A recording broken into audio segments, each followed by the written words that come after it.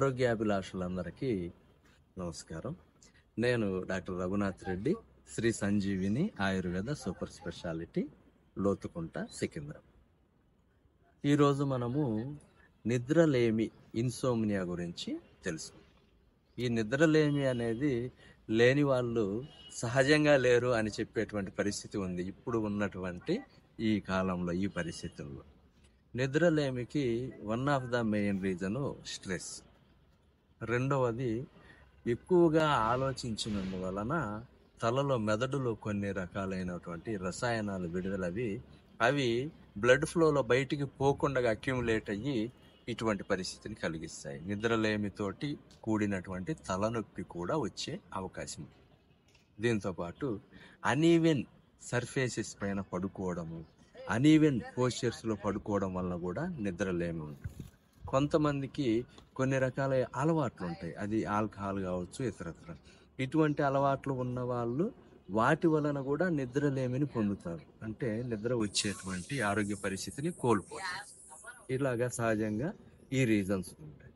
కొన్ని medical reasons కూడా ఉంటాయి, అవి ఆ మెడికల్ అడ్జస్ట్మెంట్ అయిన తర్వాత పోతాయి.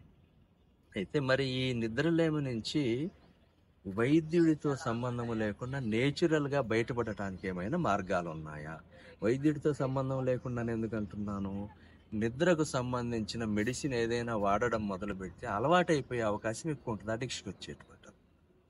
అది వేసుకున్నప్పుడు నాకు హాయిగా నిద్ర వస్తుంది కదా, నేను అది వేసుకోవడం ఆపేయడం ఎందుకని వాడుతుంటారు. తర్వాత డోస్ పెంచుతారు, మరలా ఇంకా పెంచుకుంటూ పోతారు. కొన్నాళ్ళకి దాని నుంచి బయటపడడం కూడా కష్టం. ఆ ట్యాబ్లెట్ల నుంచే విముక్తులు కాలేరు, నిద్రలేమి నుంచి కాకుండా. ఇటువంటి పరిస్థితి వస్తుంది. కాబట్టి ముందుగా సహజ సిద్ధంగా మనము ఏమేమి చేయగలము, వాటి ద్వారా నిద్రలేమి నుంచి విముక్తులు కావడం ఎలా అనేది ముందు తెలుసుకుందాం. తరువాత వీటితో మీకు నిద్రలేమి నుంచి బయటపడలేని పరిస్థితి వస్తే అప్పుడు వైద్యుల సహాయం అవసరం. ముందుగా మనం ఏం చేయాల్సి ఉంటుందంటే, నిద్రలేమి ఉన్న వాళ్ళు ఖచ్చితంగా ప్రతిరోజు నేను ఈ టైంకి పడుకోవాలి అని చెప్పి ఒక టైం ఫిక్స్ చేసుకోవాలి. భోజనానంతరము 1 గంట లేదా గంటన్నర లేదా 2 గంటల తర్వాత పడుకునేటువంటి పరిస్థితి. అట్లా టైం ఫిక్స్ చేసుకున్న తర్వాత పడుకునే ముందు ఏదైనా నూనె, అంటే కొబ్బరి నూనె కావచ్చు, లేదా మీరు రెగ్యులర్గా వాడేటువంటి హెయిర్ ఆయిల్ కావచ్చు. హెయిర్ ఆయిల్ వాడని వాళ్ళు కంపల్సరీగా హెయిర్ ఆయిల్ కానీ కొబ్బరి నూనె కానీ తీసుకొని దానిని గోరువెచ్చగా చేసి కొంచెం ఇలా చేతిలో తీసుకొని దానిని ఇక్కడ బ్రహ్మరంధ్రం పైన తలపైన పోసుకొని ఇట్లాగా సెల్ఫ్ మసాజ్ చేసుకోవాలి 1 నుంచి 3 minutes. తర్వాత తల మొత్తము కూడా మసాజ్ చేసుకోవాలి. సెల్ఫ్ మసాజ్ సరిపోతుంది. వాళ్ళకు ఓపిక ఉంటే ఇట్లా ఇట్లా అనుకుంటూ డిఫరెంట్ టెక్నిక్స్తో కూడా సెల్ఫ్ మసాజ్ చేసుకోవచ్చు. ఇది ఒకటవది, అంటే తలకి గోరువెచ్చగా ఉన్నటువంటి నూనెని అప్లై చేసుకొని సెల్ఫ్ మసాజ్ చేసుకోవడం అనేది ఒకటవ స్టెప్. రెండవది, గోరువెచ్చగా లేదా ఎక్కువగా తాగగలిగేంత వేడిగా ఉన్నటువంటి పాలు తాగాలి. మరి పాలు తాగలమా అలవాటు లేని వాళ్ళు కొంతమంది ఉంటారు. పాలు తాగితే మంచిది, పాలు పడని వాళ్ళు కూడా ఉంటారు.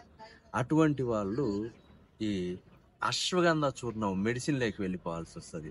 అశ్వగంధ చూర్ణము 1 స్పూన్ తీసుకొని వేడి నీళ్ళల్లో కలిపి తాగి తర్వాత పడుకోవాలి. వేడి పాలు లేదా వేడి నీళ్లు తాగిన తర్వాత ఒక 15 నిమిషాల తర్వాత బెడ్ పైకి వెళ్ళి పడుకోవటానికి ప్రయత్నం చేసి కళ్ళు మూసుకొని ఏమి ఆలోచించకుండా రిలాక్స్డ్గా ఉంటే ఆటోమేటిక్గా నిద్ర వస్తుంది. తలకు మసాజ్ అయింది, రక్త ప్రసరణ పెరిగింది, ప్లస్ మిల్క్ కూడా నిద్రకి బాగా సహాయపడతాయి.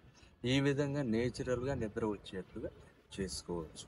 ఇలాగ నేచురల్గా నిద్ర రావటము లేదు, ఖచ్చితంగా మాకు ఔషధాలు కావాలి అనే వాళ్ళకు ఉన్న సివియారిటీని బట్టి అశ్వగంధాన్ని కూడా కొన్ని సందర్భాల్లో సర్పగంధాన్ని కూడా వాడవలసిన పరిస్థితి ఉంటుంది. ఇది వైద్యుని సలహా మేరకు మాత్రమే చేయాలి.